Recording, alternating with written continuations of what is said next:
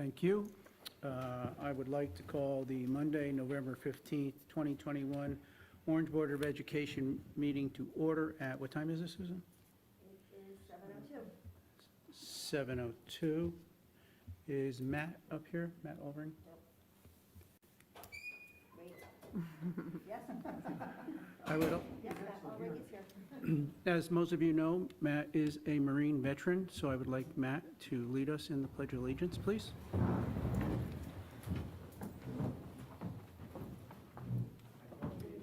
To the flag of the United States of America and to the republic for which it stands, one nation, under God, indivisible, with liberty and justice for all. Thank you, Matt. Mission statement, Susan?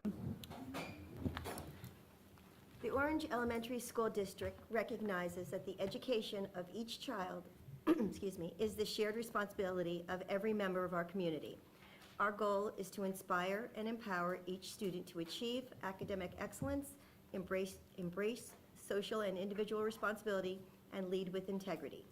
We believe all individuals should be valued and treated with respect. Together, we will make a difference. Thank you. At this time, Dr. Scarpetti, would you be kind enough to, there was an election, in case anyone doesn't know, last Tuesday, I believe, and would you be kind enough to introduce our new and renewed board members? Absolutely, Mr. Crouch. So as Mr. Crouch has shared, this past Friday was the inauguration of all newly elected officials. I'd like to congratulate everyone and first acknowledge and thank Mr. Kapp and Mrs. Rodriguez for continuing your commitment to our students. Ms. Rodriguez is actually has completed almost a year of service, and incredibly, Mr. Kapp has just completed 12 years of service. So again, thank you both for yours. Our newly elected officials, to straight across from me is Ms. Ronette James. Ronette, welcome. To the right of me is Mrs. Liz Tremper. Welcome, Liz. And to her left, my right, is Mrs. Tatiana Messina Mullen. Welcome, Tatiana.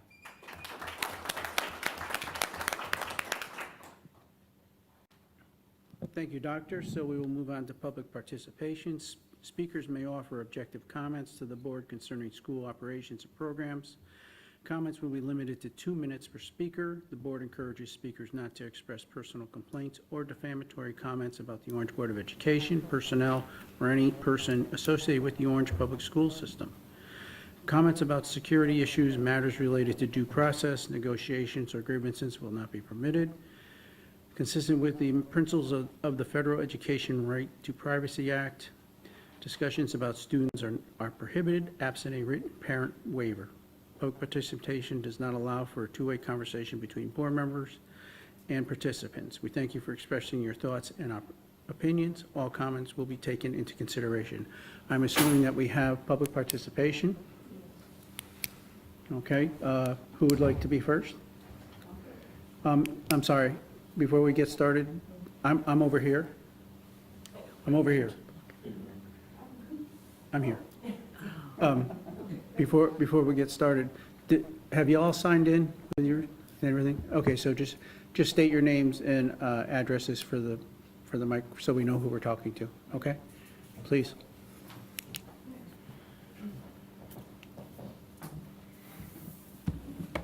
So this is the first time I've been back here since Dottie Berger was superintendent. I'm sorry, ma'am.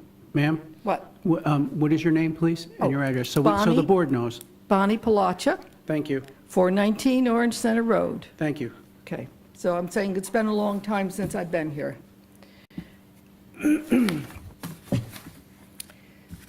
So good evening, Superintendent Scarpetti, principals, and board members. My name is Bonnie Palacha, and I have lived in Orange for over 40 years, and all 4 of my children went through the elementary schools here, and now 4 of my grandchildren are in the Orange Public Schools. We moved here because of the excellent schools, the conservative values, and the welcoming school policies that encourage parents and grandparents to become involved with their progeny. So I'm trying to understand a mandate that would exclude unvaccinated parents from the children's classroom, from their children's classroom. Your present policy reads that parent volunteers are allowed in the building as long as they're vaccinated, and only vaccinated need apply to be a room mom. This smacks of medical segregation and reminds me of the AIDS epidemic, the shaming and the eliminating of people with leprosy and other socially marginalizing edicts. It also reminds me of a book by Dr. Seuss called The Sneetches. I don't know if you've all read this. Okay. I went to the Orange Library, and thank God it hadn't been pulled from the shelves yet. I did a little reworking, but the message remains the same. Now, the vaxxed and maxed Sneetches had bellies with stars. The plain belly Sneetches had none upon theirs. Those stars weren't so big. They were really quite small. You might think such a thing wouldn't matter at all. But because they had stars, all the star-belly Sneetches would brag we're the most patriotic Sneetches on the beaches. Excuse me, but you've exceeded your 2 minutes. I'm sorry. Excuse me? Sue, I'm sorry. Okay. Continue, please. We'll relegate those moms who have decided no thanks after reading the CDC's VAERS reports to the lowest of ranks. With their snoots in the air, they each would declare, it's absolutely for the greater good, so don't you dare expect equal treatment or dare make a fuss over weekly testing or being excluded. Just get the jab and all will be well, but if you refuse, you can all go to Florida. On a more serious note, many people have decided not to get the vaccination based on their strongly held religious beliefs or because of their medical condition. It's really no one's business. Was it Dr. Mohammed who advised you to put this policy in place? If so, I would like to remind him that the Hippocratic oath that every physician used to take includes a promise to help the ill and never to cause harm. The modern oath that some of the doctors All right. take these Ma'am? days state, Ma'am, could you get to your closing, please? pardon? Can you get to your closing, please?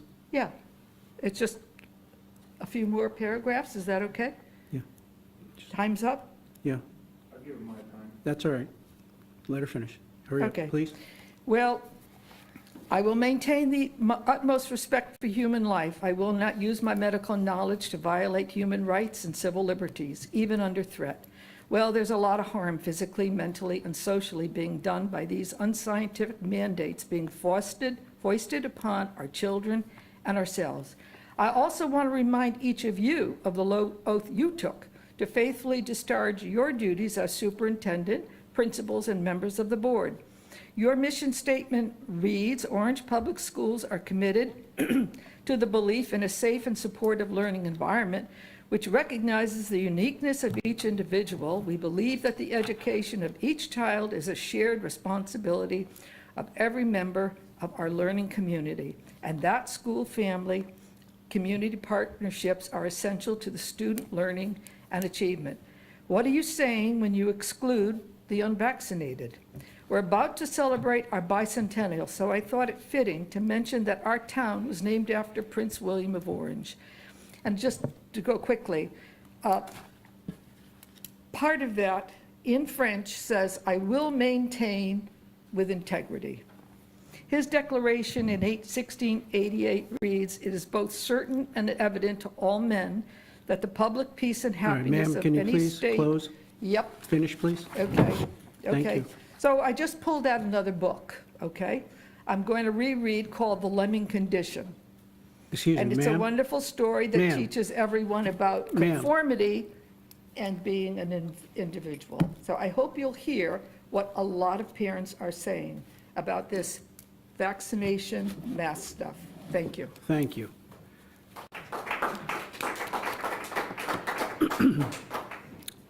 Do we have another, please?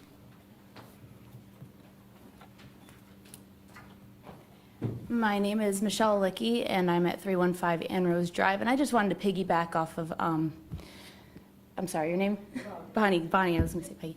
I just want to piggyback off of her vaccine requirements for parents in the classroom.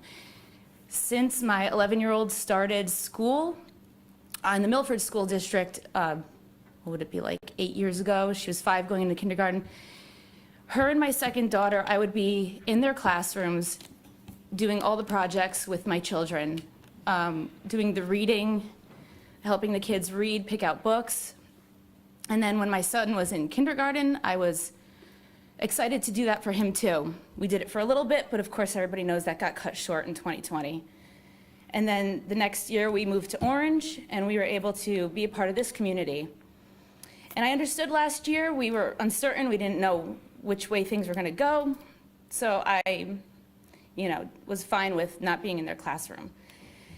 This is also a way for me to get to know the kids and the parents and everyone in the classrooms to create that form of community. Like, I can go back to Milford and see all the kids my daughters went to school with and know them by name, know their parents, know who was doing what activities. But this past year, we weren't able to do that.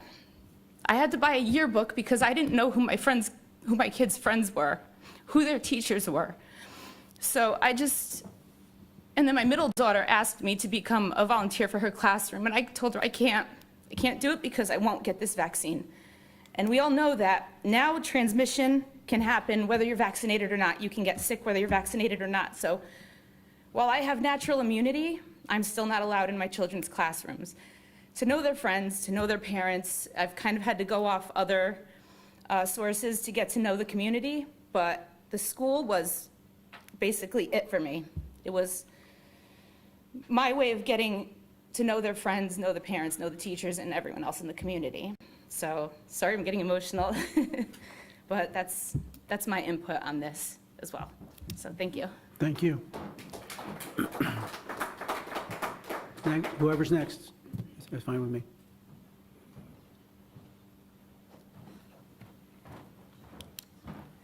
Good evening. Mike McDonough, 370 Grassy Hill Road. I want to say thank you for everybody that has joined the board and everybody that has been on the board. Just a note on the vaccine. I have been vaccinated, and it put me in the emergency room for 6 hours. It's now costing me over $10,000 through my insurance. Just bear in mind, all of you, you're looking at somebody that is in the VAERS project now. And it's in your guys' hands what Lamont does, what everybody else does, and how you rule whether that little girl has to get it at 11 years old. The fear that I felt lying in an emergency room, I pray no child ever does. From my understanding, there's not been one serious kid sickness from COVID in the lower schools. I please beg of you to look into your own characters, your own knowledge, and make proper decisions for the parents that take the time to show up and the parents that voted you in. It's not a joke. And anybody that wants to see the pictures of what happened to me, and anybody wants to see my medical bills, I'll be more than happy to submit them. The fear in the going, and I was already COVID positive, survived it fine. She's had COVID, she's got natural immunity, and I was forced by work to get it. And it put me in a hospital.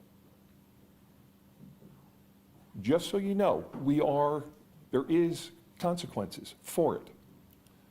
And I start thinking, if you start vaccinating these kids, and one of these kids gets seriously sick or dies due to the vax, that's on all of us, and specifically on you guys. Not to point a figure, but you're the one that are gonna be doing, call it the school mandates, I don't know, policies. So just please remember that. Please remember her face. Please remember my face. I don't know, not to sound bad, a lot of you are a little bit older. I don't know if you have kids that have to worry about it. Are they all adults that can make their own decisions? You're making decisions crossing over into our parents' role for the medical safety that should be a parent and a pediatrician, not board members. Thank you for your time. Thank you, sir. Anyone else? Anyone else? Sure. All right, I thank you all for coming. I really do appreciate it. And the board listens, and we will discuss what was brought to us this evening. All right? At this time, if you'd like to leave, that's fine. Otherwise, you can stay for the rest of the meeting. It's up to you. All right?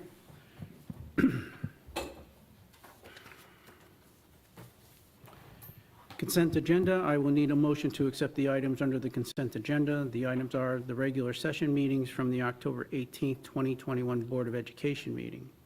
Do I have a motion to accept the minutes from the October 18th, 2021 Board of Education meeting? Betty, second? Susan, any discussion on? All in favor? Opposed? Abstain? You good, Mary? Okay. Superintendent's report, Dr. Scarpetti? Good evening again, everyone. And again, welcome to our new board members. This past week was Veterans Day. Thanks to all our schools in town who honored our vets. We extend a heartfelt thank you and gratitude for your service. This morning, I actually shared a slide with all of you. If you haven't had the time to look at it, please do so. It was a great way to include the vets at our schools at Racebrook. Board members, just so you know, the first trimester ended November 5th, and report cards will be available to parents this Friday. With regards to Building and Grounds Subcommittee, for the past few months, we reviewed the capital items in the 5-year plan. From those discussions led to the items that have been submitted to the Capital Committee. Mr. Gray will go over those requested items, so we would like to extend our thanks in advance to the committee and Board of Finance members for their constant support. Look forward to seeing and presenting to them in the near future. For our members of the Negotiations Committee, we are scheduled to meet next Monday, November 22nd, to continue our negotiations with the administrative assistants and paraprofessionals. We'll be entering an executive session to ratify the teacher's contract momentarily. On Thursday, November 4th, the state shared a new initiative called Screen and Stay, which is an option, not a mandate, for districts. This initiative is being offered due to the amount of people who have received vaccinations, the implementation of mitigating factors, and the low transmission rates at this time. The Screen and Stay is very similar to what has already been implemented in Orange, with more flexibility for students and staff who are unvaccinated or partially vaccinated to remain in school after close contact. We will be using this as an option, but stress this does not mean we will never have to quarantine. Each situation is different, and decisions will be made on a case-by-case basis. In addition, we will begin to include volunteers who are not vaccinated, though will require testing. These discussions have already begun at the leadership meetings, and finalizing those details and communication will be coming out shortly. Lastly, it seems the holiday season comes upon us suddenly every year, and this year appears to be no exception, with Thanksgiving occurring next week. I'm incredibly thankful for many things, and as I know all of you are too. The past few years have been a challenge, as we know, and even though we are not where we want to be yet, we continually are working every day to get there. So in this month of thanks, I would like to share a few things we are grateful for. To our first selectmen, our Board of Selectmen, our Board of Finance, not only for the financial support, but knowing you were there when needed. To all of you, our Board of Ed members, for your support and guidance has been incredibly helpful. The Orange Police, Fire Department, Health Department, and Emergency Management Committee for providing safety, security to our staff and students. To our parents, for your flexibility and patience in this ever-changing time. To our teachers and all the Board of Ed employees, let me simply say, wow. From remote learning, to mitigating factors, to contact tracing, to reopening committees, to facility needs, while focusing on the whole child health, simply amazing. And lastly, and most importantly, to our students, you have done an amazing job, and I know one day you will have stories to share with your kids and grandkids. Though simply said, but deeply meant, thank you all. We wish you and your family a happy Thanksgiving. Thank you, Dr. Scarpetti. Any questions for Dr. Scarpetti? Thank you, Doctor. Mr. Gray? Good evening, everyone. Welcome to our new board members. I'm going to give the Finance and Operations update, and I'll begin with a grant update.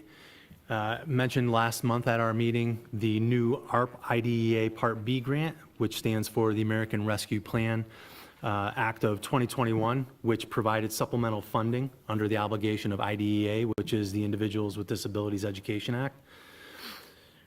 The grant is referred to as ARP IDEA Part B grant. Orange District will be allocated $72,921. We're currently in the process of putting together that application for the state. We also have our ongoing Sr2 and Sr3 grants, and again, Sr stands for Elementary and Secondary School Emergency Relief. Our Sr2 grant allocation was $164,000.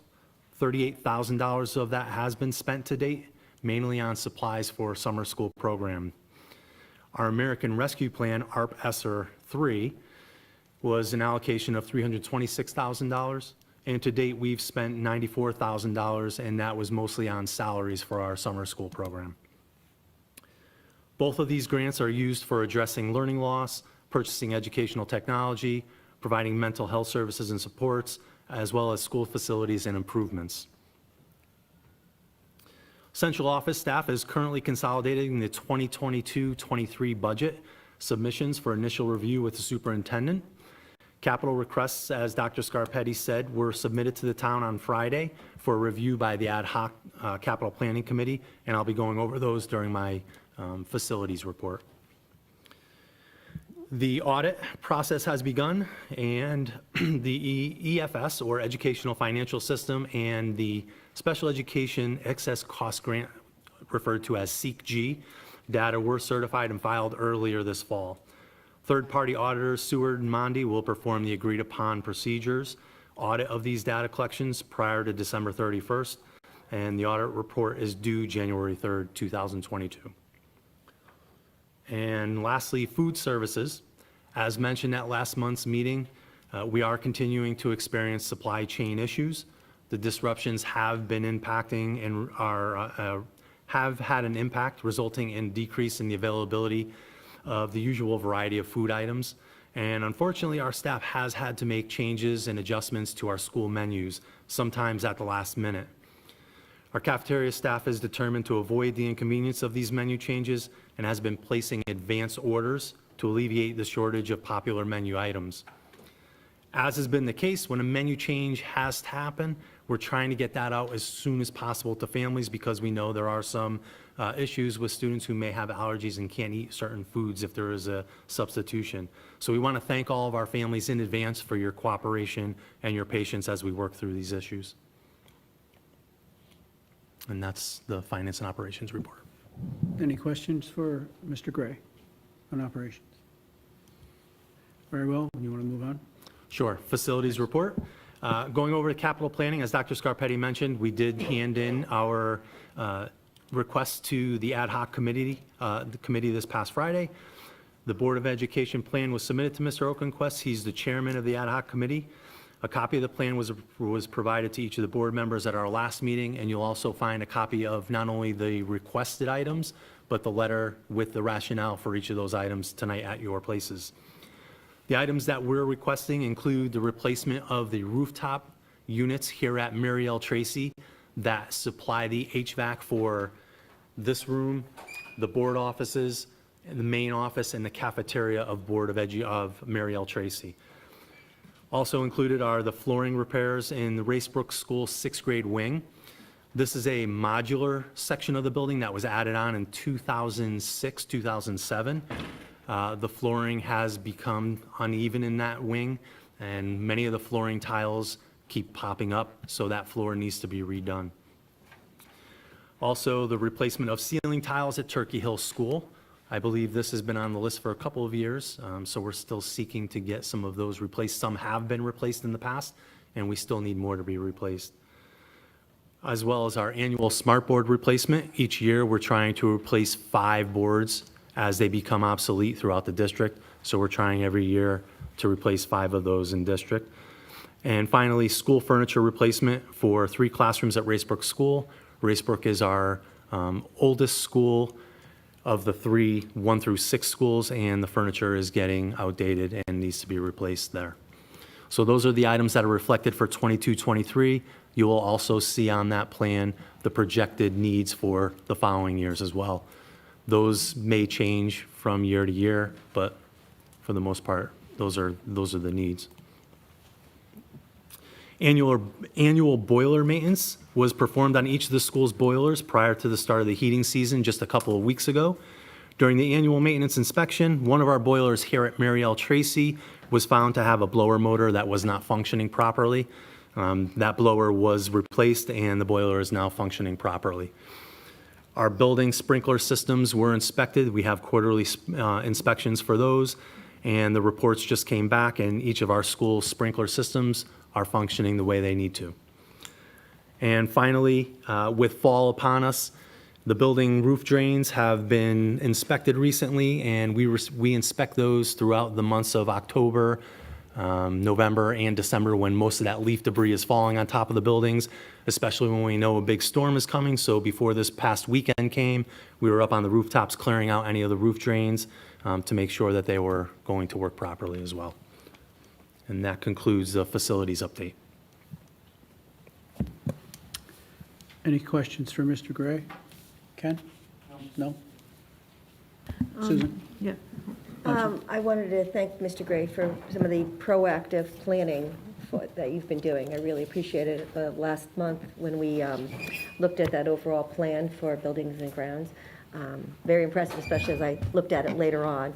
There's a lot of really positive things that will help us, so we will have less break-fix and more proactive maintenance. So that's great. Thank you. Thank you. Did someone have a question down here? Betty? No, I go was ahead. going to say exactly the same thing, that I think it's going to hold us in great stead when we go forward, that we have all these long-range plans that will help us stay on top of things. So thank you, Mr. Gray. Thank you. Anyone else for Mr. Gray? Thank you, Mr. Gray. Dr. Russo? Good evening and welcome to our new board members as well. As was planned on Election Day, our teachers engaged in creating operational curriculum, or what really happens, looking at the intended curriculum, working in grade level teams to add specificity and identity to their maps according to their school. In addition, our teachers created their student learning objectives and entered all of those in Talent Ed, our teacher evaluation platform. And in addition, our cabinet team here, Mr. Gray, Dr. Scarpetti, Mrs. Ito, and I started working on professional learning sessions for January 19th and March 18th, and we'll share those with the curriculum subcommittee at our next meeting. And that's all I have to report for this evening. Anything for Dr. Russo? Thank you, Doctor. Mrs. Ito? Good evening. I'd like to welcome the new board members as well. I look forward to working with each of you. You certainly have joined a really impressive board. The special education budget has been submitted to Dr. Scarpetti for review, and I am pleased to share that we were approved for another 2 years for the primary project grant. This cycle of the grant puts us in the 3rd year of implementation. As a refresher for our past board members and for the benefit of our new members, the primary project allows for a play-based method for children to personally connect with a caring adult. Children at all 4 schools in grades K through 3 are considered for services based on teacher survey results and input, as well as parental feedback. The project is being led by our social worker in conjunction with the school psychologist. A child associate, under the supervision of our social worker, meets directly with children and is responsible for providing these services that are identified and agreed upon by our parents. We currently have 2 child associates on staff and are interviewing this week for 1 more.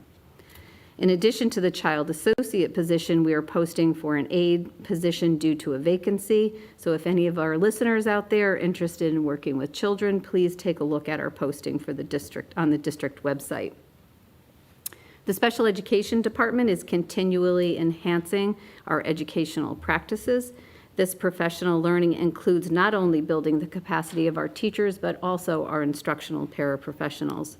11 staff members recently engaged in a 14-hour literacy skills instruction, and we will be following up with our staff for job-embedded training so that we are sure that our teachers and our instructional paraprofessionals are generalizing these skills with our children. Finally, I would like to express my gratitude to our families, to my colleagues, and to the board members, and I wish everyone a happy Thanksgiving. Any questions for Mrs. Ito? Thank you. All right, so we will be moving on to board business. I believe everyone should have a draft copy of the student calendar for the 22-23 year. Dr. Scarpetti, do you have any comments on it? Typically, we share this now for the board members to look and review. If there's any questions that you may have, please don't hesitate to reach out to me. But we're looking at the December meeting to put this to a vote and get approved in December. Okay, so if any board members have any questions or concerns about the calendar as presented, please contact Dr. Scarpetti or myself between now and the December meeting, because we will be looking to vote on that calendar. Go ahead, Susan. I have one question, is have we looked at the other schools, the other districts around us to make sure that they're in sync for, say, like the high school, middle school? Are they, Yeah, we meet as BOA before presenting, so Right. at the month of November, Bethany, Woodbridge, and Amity, I believe, are doing the same. They're presenting this calendar. Some districts actually go longer than us in BOA, but we are pretty close with Amity, aligned with Amity. okay, thank you. Not every sink and sink, but I got close. it.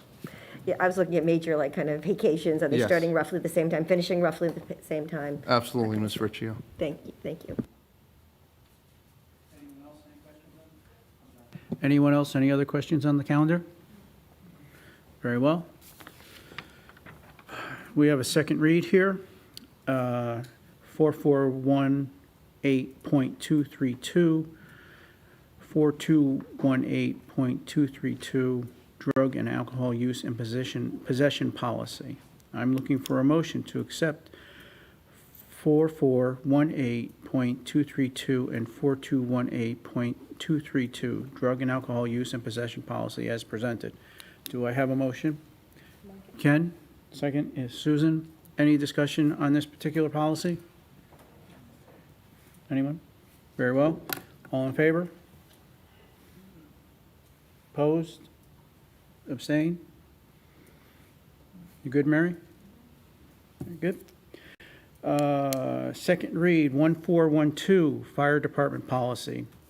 Do I have a motion to accept 1412 Fire Department Policy as presented this evening? Betty, second? Ken? Ken Vitale? Any discussion? All in favor? Opposed? Abstain? Second read, 1700, otherwise lawful possession of firearms on school property policy. Do I have a motion to accept 1700, otherwise lawful possession of firearms on school property policy as presented? Susan, second. Ken? Ken Ziman? Any further discussion? All in favor? Opposed? Abstain? Second read, 3517, Security of Building and Grounds Policy. Do I have a motion to accept 3517, Security of Buildings and Grounds Policy as presented? Susan, second. Betty? Any discussion? Yes, go ahead, Ken. There are mentions in the policy,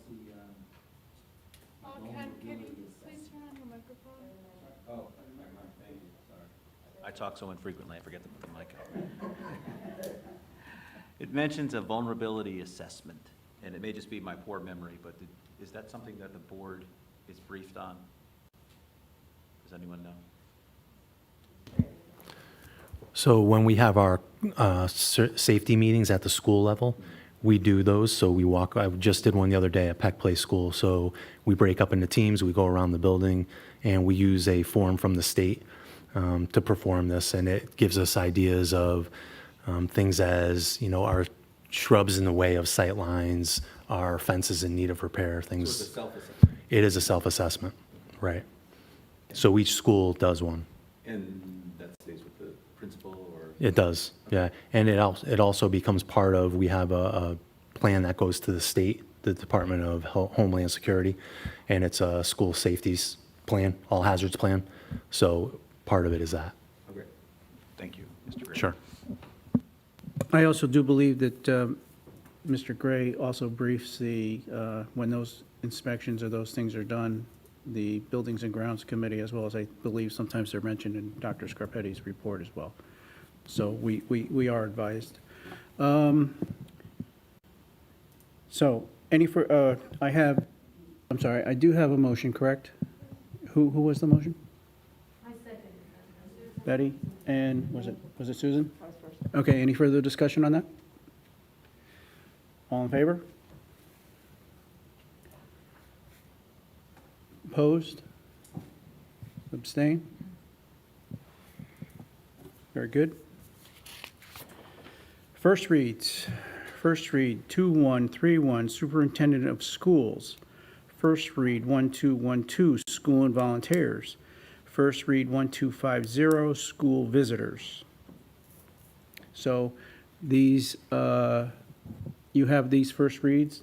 Please review them during the course of the next 4 weeks or so. Any questions, please contact myself or Dr. Scarpetti, because they will be presented as second reads in the December meeting, and we will be voting on them. Okay? Very good. We're going to move on to, we have ratification of teachers' agreement, which will be going into executive session. So we'll do that at the end of the meeting. So we'll move on to standing committees, finance and operations. Ms. Riccio. Finance Subcommittee meets directly prior to the board meeting. Budget's on track. Cafeteria is doing very well, other than, of course, supply chain issues. But there's been a lot of purchasing of, well, picking up lunches for children since they're free for all children. But there's been a lot more children taking lunches, so that's a good thing for us as well. I'm hoping that the audit will be on time this year, to no fault of our own, of course, or to anyone else's. And 21st Century is also doing well. Right? They're doing obviously much better than last year. So, all good. Any questions for Ms. Riccio?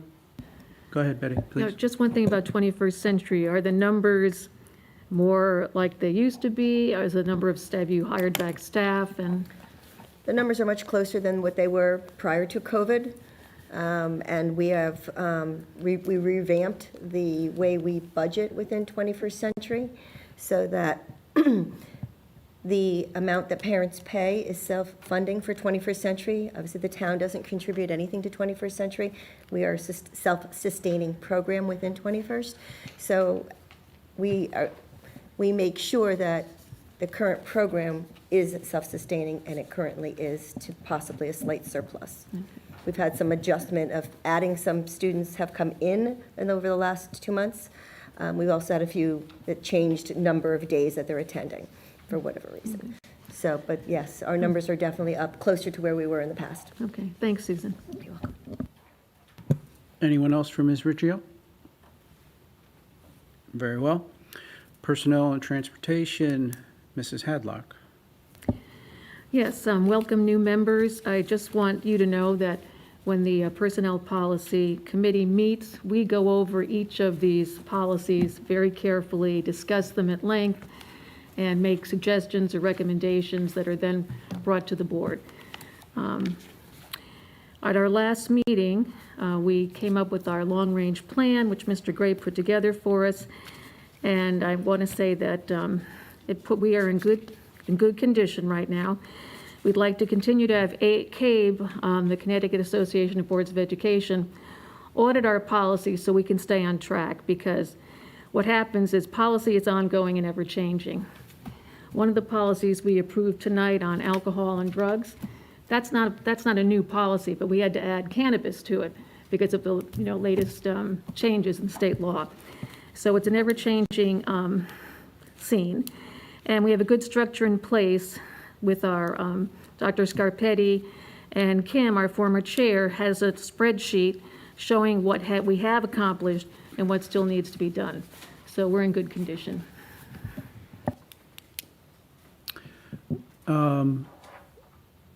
Mrs. Hadlock, you'll be having, your next policy meeting will be this coming Monday, correct? The next Monday coming? Well, usually we have it on the last Monday of the month, Oh, and oh, that's so it's in actually, 2 weeks. Okay, that's actually the 29th. okay. Is- So is do you that- think you'll be calling a meeting? Probably, I just want to yes. make the new members Yes. aware that you're more than welcome to attend if you want to get an idea of what is done at Policy Committee or any of the committees that Okay. generally meet that particular Monday night. Go ahead. What time is the meeting? You haven't set a time yet. No. Generally, it'll go out, Mary will send you an email and give you the schedule for the committee meetings that particular evening. The It's u- 29th. yeah, it's usually between 5 The and 7. committees usually meet the last Monday of the month, Yeah. and we have an extra Monday this month. Okay, thank you.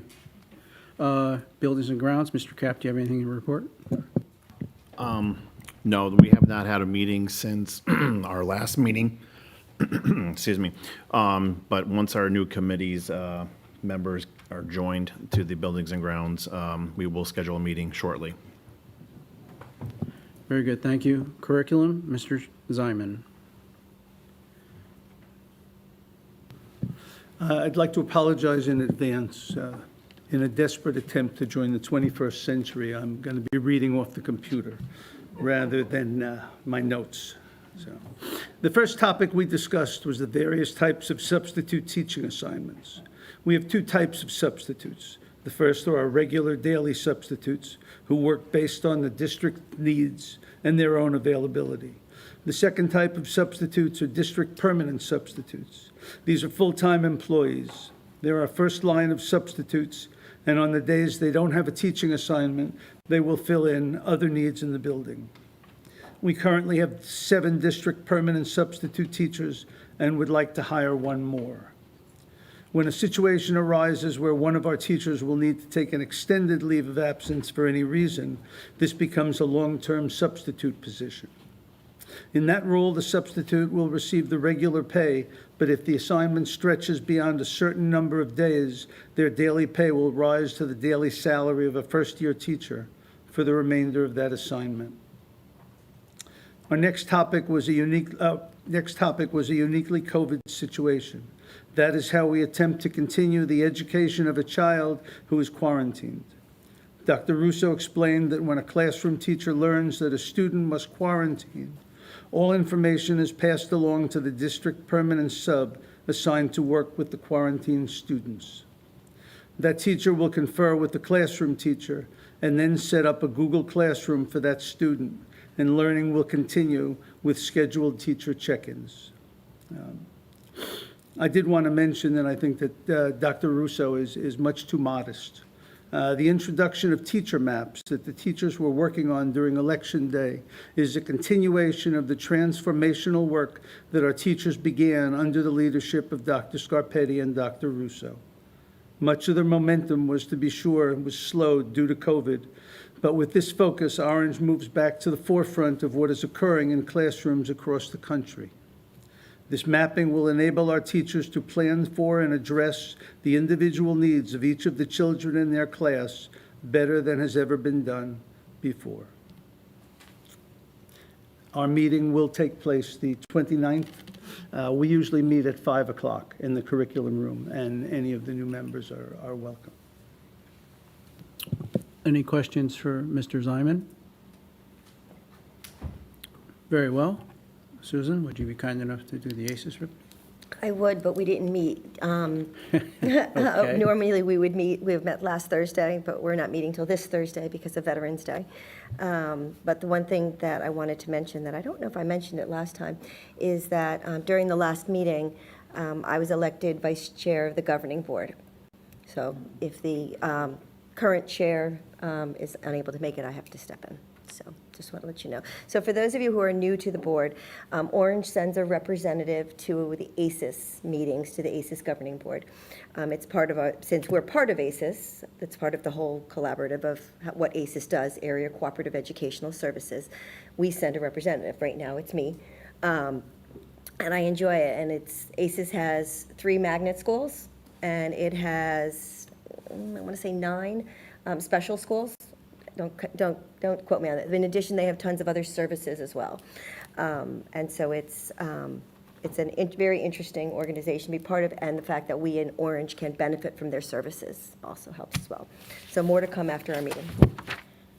Very well, congratulations. I'm sure you'll do an excellent job. And for the new members who don't know, Susan has been our ACES representative for quite some time now, and does an excellent job and informs the board, and we do appreciate her dedication to that. So I think we're done with the committees. So we will be going into executive session. Dr. Scarpetti and Mr. Gray, will you be joining us in executive session? Okay. Yes, sir. They said yes, Susan, on the record. All right, so I am looking for a motion to enter into an executive session to discuss the ratification of the teachers' agreement. Susan, Ken, that was the second by Ken Ziman. Any discussion? All in favor? Opposed? Abstained? Very well. We are in executive session at, what time is this, Sue? 7:49. 7:49. All right, folks. Thank you.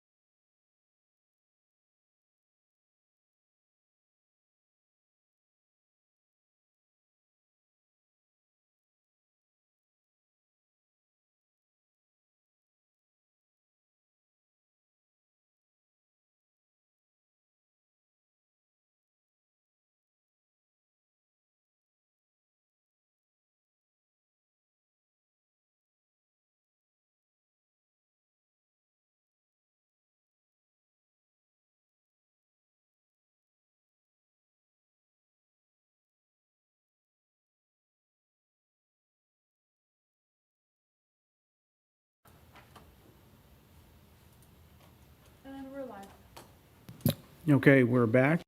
At this time, I would like to ask Ms. Riggio to read the motion. The motion is that the Board of Ed hereby moves to provide funding for and to otherwise accept and approve the agreement between the Board of Education and the Orange Teachers League for a successor collective bargaining agreement for the period of July 1, 2022 to June 30th, 2025. Do I have a motion to accept? Betty, do I have a second? I'll second. Susan seconded. Any discussion? All in favor? Opposed? Abstain? You have that, Susan? Mhm. Oh, geez, I'm sorry. Do you want me to do this again? No, that's fine. I heard you before. It was just a little Okay. quiet, but you're good. Thank you. Okay, so, Motion carries. motion carries? You're all set with the vote? Very good. So I'm looking for a motion to adjourn this evening's meeting. Wait. We also have to continue the motion with, sorry. The board further moves to delegate the board chair the authority to execute the final contract document on behalf of the board. I didn't see that. Yep. I'm sorry, Susan, I didn't see that. Thank you. That's okay. All right, Susan, so would you please read that motion again as well? We need to make a motion that the board will fully move to delegate the board chair, Chairman Kraut, the authority to execute the final contract document on behalf of the board. Do I have a motion? Betty, second. Carmen, any further discussion on that? All in favor? Opposed? Abstain? You good with that, Sue? Mhm. All right, so I will be looking, and thank you for saving me once again, Susan. Anytime. I'm looking for a motion to adjourn this evening's meeting. Susan? Ken, second. Any discussion? Kenzie, All in favor? 8:23. Opposed? Abstain? We're very consistent with that motion, by the way, and it's We've done that one for acceptance. years. We are adjourned at 8:23. Thank you all for coming. Thank you. I'll write it up.